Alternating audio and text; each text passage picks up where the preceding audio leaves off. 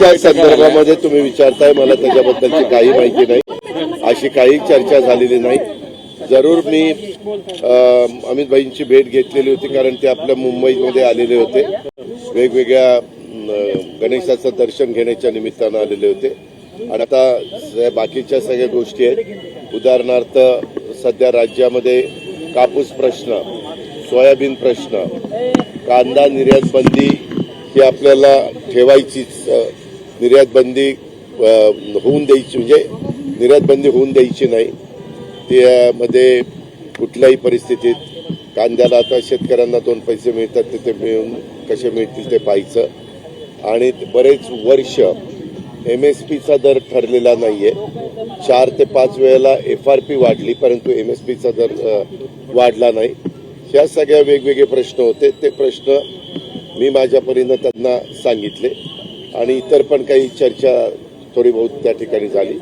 पण जे हिंदूची बातमी आहे त्या पेपरची, त्या बातमीत दादांत खोटी आहे, त्याच्यात तसोबर देखील तथ्य नाही. शीट शेअरिंग मध्ये किमान 50 ठिकाणी मैत्रीपूर्ण लढती होऊ शकतात, अशी काय म्हणजे असं काही नाही. सगळं थपाय, असं काही होणार नाही.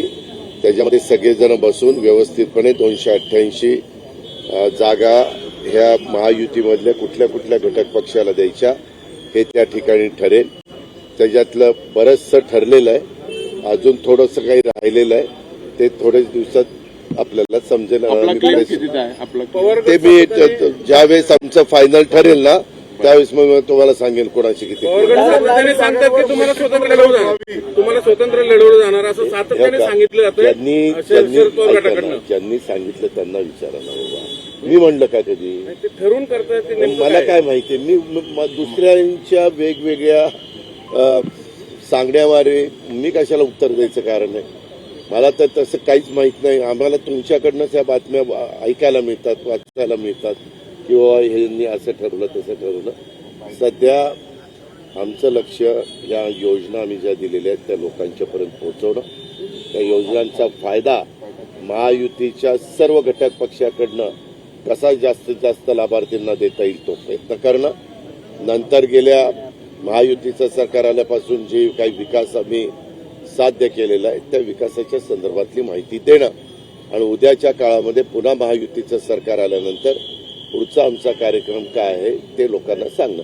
हे आम्ही जनसन्मान यात्रेच्या निमित्तानं सांगतोय, किंवा गव्हर्नमेंटचे कार्यक्रम असले, कधी मुख्यमंत्री माझी लाडकी बहीण योजना त्याच्यामध्ये पण सांगतो. असं वेगवेगळ्या ठिकाणी आम्ही सांगतोय.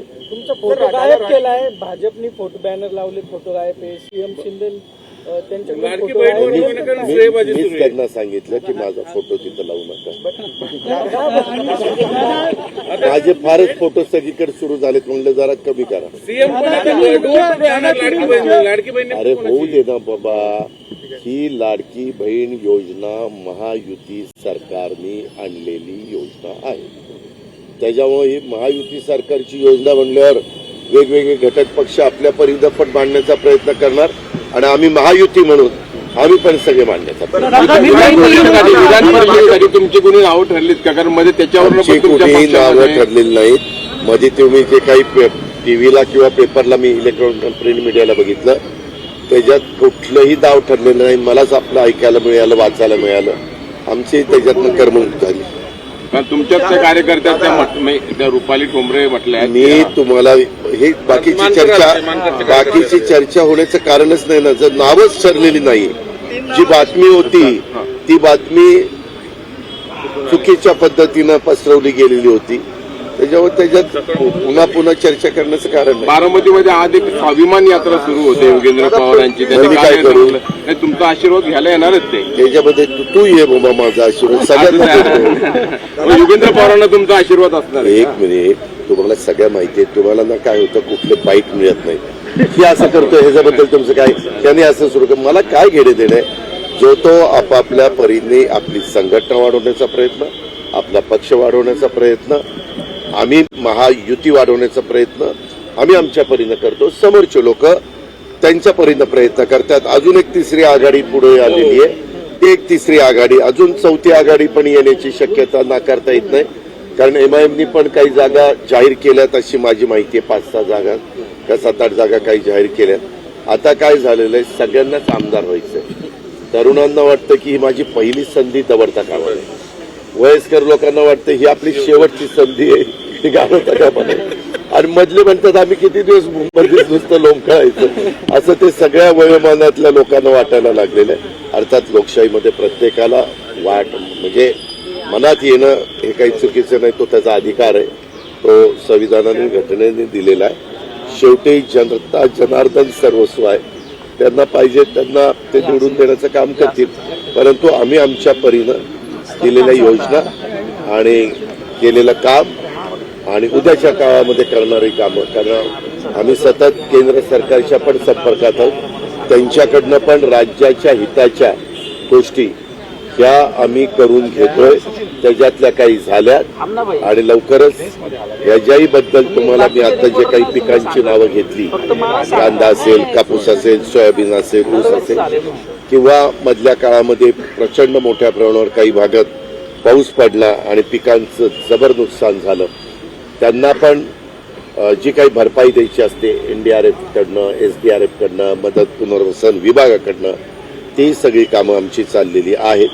आणि त्या पद्धतीनं अडचणीतल्या शेतकऱ्याला पण त्यांच्या झालेल्या नुकसानीचे पंचनामे करून जे काही मदत दिली गेली पाहिजे ती देण्याच्या बद्दल आम्ही सगळेजण तत्पर आहोत. अमित बैठकीत हे देखील झालं की 25 ठिकाणी राज्यामध्ये मैत्रीपूर्वक लढत असावी, कारण महायुतीतील वेगवेगळे पक्ष म्हणजे तिन्ही दावा करतायत की आम्ही सुद्धा, उदाहरण अमरावती, इंदापूर, म्हणजे तुमच्याकडून बी दावा होतो, तिकडून यामध्ये दावा होतो. तुमच्याकडनंच ही माहिती मला ऐकायला मिळाली, असं आमच्यात तरी काही चर्चा झालेली नाही. मैत्रीपूर्वक लढत होऊ शकते का? त्याच्यामध्ये आमची चर्चाच झालेली नाही तर कशा करता आपण अंदाज व्यक्त करायचे. मी तुम्हाला पुन्हा पुन्हा सांगतो पत्रकार मित्रांनो, माझ्या बांधवांनो, की मी ज्यावेळेस आमचं फायनल होईल त्यावेळेस मस्तपैकी प्रेस कॉन्फरन्स घेऊन प्रत्येक गोष्ट फार बारकाईनं सांगेन. माझा असं मत आहे की या मैत्रीपूर्ण लढतीला काही अर्थ नसतो. मग एका ठिकाणी मैत्रीपूर्ण लढत झाली, मग शेजारी का नाही, मग तिकडं का नाही, मग तिकडं काय नाही, काही त्याला त्याचा बेस राहत नाही. तो ज्यावेळेस युती असते, मागे पण आम्ही आघाडीमध्ये असायचो तेव्हा पण आम्ही कधी मैत्रीपूर्ण लढती केलेल्या नाही. आणि महायुतीमध्ये देखील असं करू नये असं माझं वैयक्तिक मत आहे. अर्थात सगळे मिळून अंतिम निर्णय त्या ठिकाणी घेतील, पण माझं मत मी तुम्हाला सांगितलं.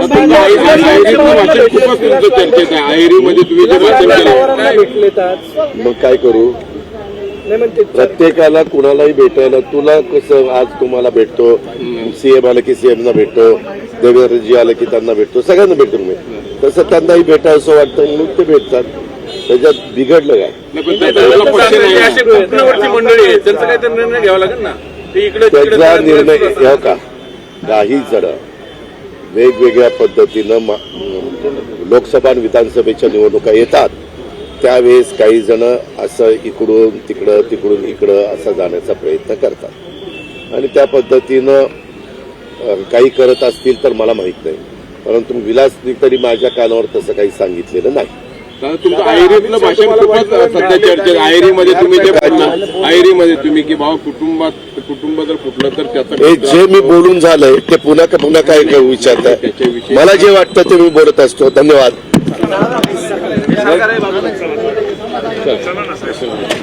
काय केलं काय होतच नाही.